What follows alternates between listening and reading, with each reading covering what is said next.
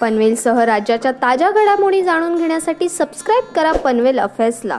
एकेकाळचा भारतीय शेतकरी कामगार पक्षाचा कामोठे गाव हा बालेकिल्ला होता। याच कामोठे ग्रामपंचायतीवर अनेक वर्षे शेकापच्या सदस्यांनी शेकापचा लाल बावटा फडकविला आणि पनवेल पालिकेच्या निवडणुकीनंतर या शेकापच्या निष्ठावंतांनी शेकापला रामराम ठोकत भाजपचे नेते रामशेठ ठाकूर यांच्या नेतृत्वाची कास पकडली। चला ऐकूयात कामोठे गावातील तरुण उद्योजक आणि माजी आमदार विवेक पाटील यांचे एका काळचे खास समर्थक के म्हात्रे यांनी का पक्ष सोडला, नेमकं असं काय घडलं की त्यांना हा पवित्रा घ्यावा लागला। देशामध्ये लोकसभेच्या निवडणुकीची धामधूम चालू आहे।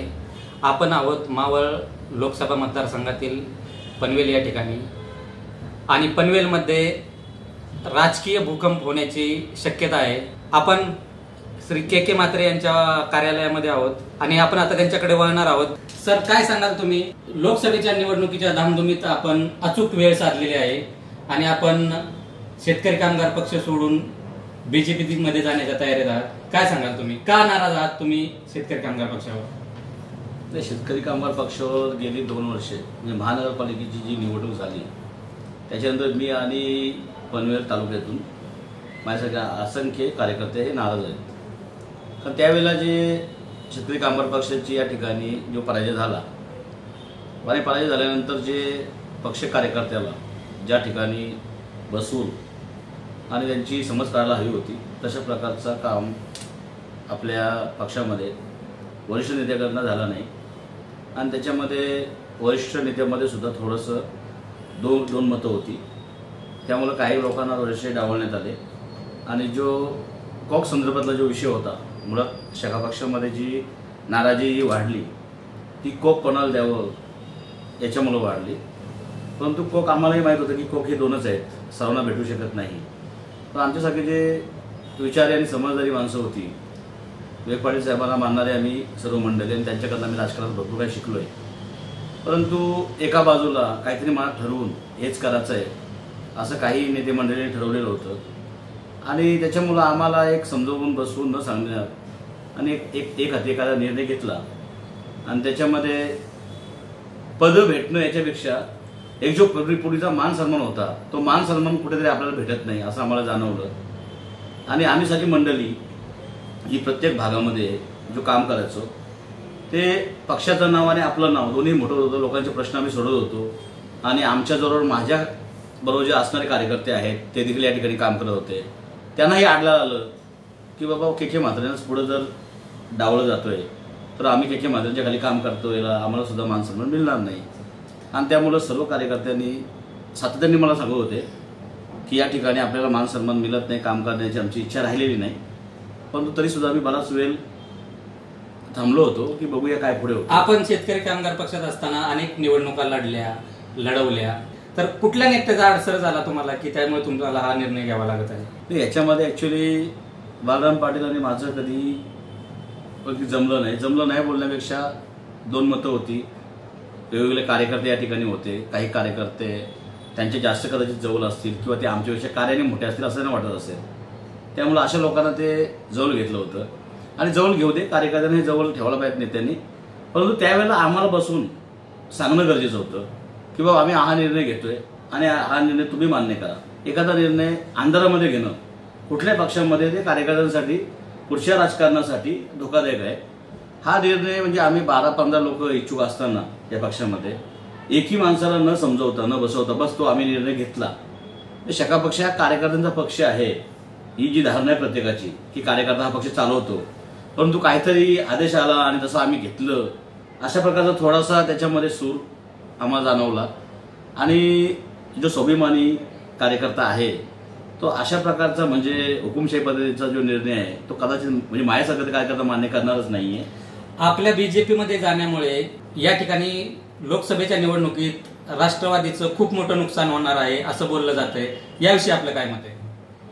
राष्ट्रवादीचं याच्यामध्ये काय नुकसान होणार आहे याच्यापेक्षा माझ्याबरोबर जे असणारे जे कार्यकर्ते आहेत त्यांना मान सन्मान मिळावा म्हणून आम्ही हा निर्णय घेतलेला आहे। शेवट एखाद्या पक्षाची जबाबदारी आपण स्वीकारताना त्या पक्षाचं काम प्रामाणिक करून त्या पक्षाला जास्तीत जास्त मतं कशी मिळतील किंवा तो कॅन्डिडेट देऊन कसा येईल हे आम्ही प्रामाणिक प्रयत्न करणार आहेत।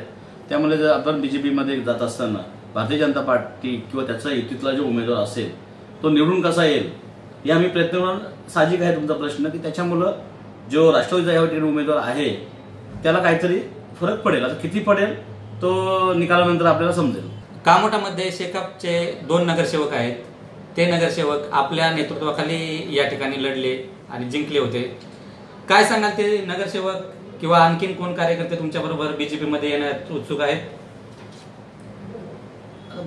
बहुसंख्य कार्यकर्ते आहेत आणि जे नगरसेवक जे आलेले आहेत निवडून ते पूर्वीपासून माझ्याबरोबर आहेत आणि याच्या पुढे माझ्याबरोबर राहतील अशी मला अपेक्षा आहे.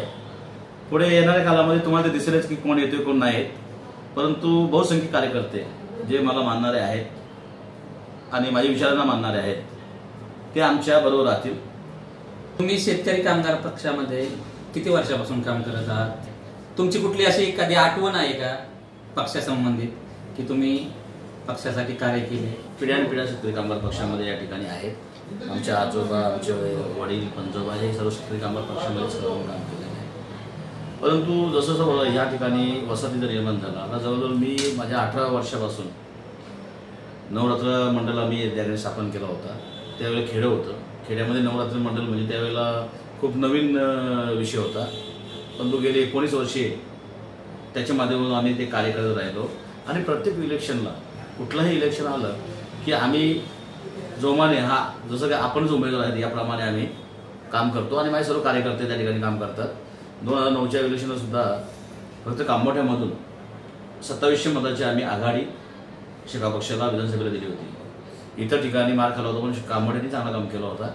तर वसाहतीमध्ये जी लोक राहायला येत होती त्यांना त्यांच्या मनामध्ये आम्ही शेतकरी कामगार पक्ष बिंबवत होतो. त्यांना आम्ही समजून सांगत होतो, कारण पूर्ण देशातून या ठिकाणी लोक यायची, प्रत्येक राज्यातून यायची. तर काही ठिकाणी महाराष्ट्रामध्ये हा शेतकरी कामगार असल्यामुळे काही लोकांना माहीत नव्हतं. तर त्यांच्या मनामध्ये टाकून या ठिकाणी आम्ही इतक्या वर्षी कामं केली आणि इतक्या आज जर बघितलं तुम्ही तर शेतकरी कामगार पक्ष आणि बीजेपी हे कामोठ्यामध्ये हे 2च पक्ष आहेत. पूर्वी रामशेठ ठाकूर काँग्रेसमध्ये असताना काँग्रेस होते या ठिकाणी, रामशेठ ठाकूर बीजेपीमध्ये गेल्यानंतर बीजेपी आणि शेकाप पक्ष म्हणजे 2 मोठे पक्ष आहेत. तर इतक्या बाहेर येणाऱ्या लोकांमध्ये शेतकरी कामगार पक्ष बिमून इतक्या मोठ्या प्रमाणात त्याचा आम्ही विस्तार केला आणि प्रत्येक इलेक्शनमध्ये आम्ही म्हणजे सरतर उत्तर दिलेलं आहे. गेल्या वेळेला आम्ही ग्रामपंचायत जिंकलो. ग्रामपंचायत जिंकता वेळेला खूप काय आम्हाला त्याच्यासाठी मेहनत करावी लागली. एका बाजूला रामशेठ ठाकूर तेव्हा काँग्रेसमध्ये होते आणि म्हणजे मोठं या ठिकाणी एक बंबळ उचललं होतं. त्यावेळेला प्रत्येक प्रश्नाला उत्तर देऊन आम्ही या ठिकाणी शेतकरी कामगार पक्षी सत्ता मिळवली. सत्ता मिळवल्यानंतर आम्ही बरीच कामंही केली.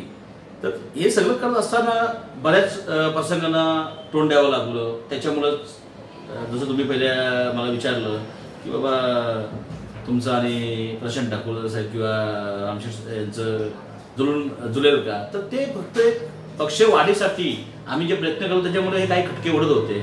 तर ते तर आता जे काय आहे आमचे कार्यकर्ते मी स्वतः आहे हे आम्ही जर तिकडे गेलो तर तो काय विषय येणारच नाही आणि पुढील राजकारणासाठी किंवा जनतेचे प्रश्न सोडवण्यासाठी एक मोठी ताकद एका बाजूला उभी राहील. कारण त्यांची असणारी ताकद माझे कार्यकर्ते गेल्यानंतर जी वाढणारी ताकद, त्यामुळं सर्वसामान्यांचे जास्त प्रश्न आम्ही मार्गी लावू आणि या कामोठ्या शहराचा एक चांगल्या प्रकारचा विकास करता येईल असं माझी एक धारणा आहे.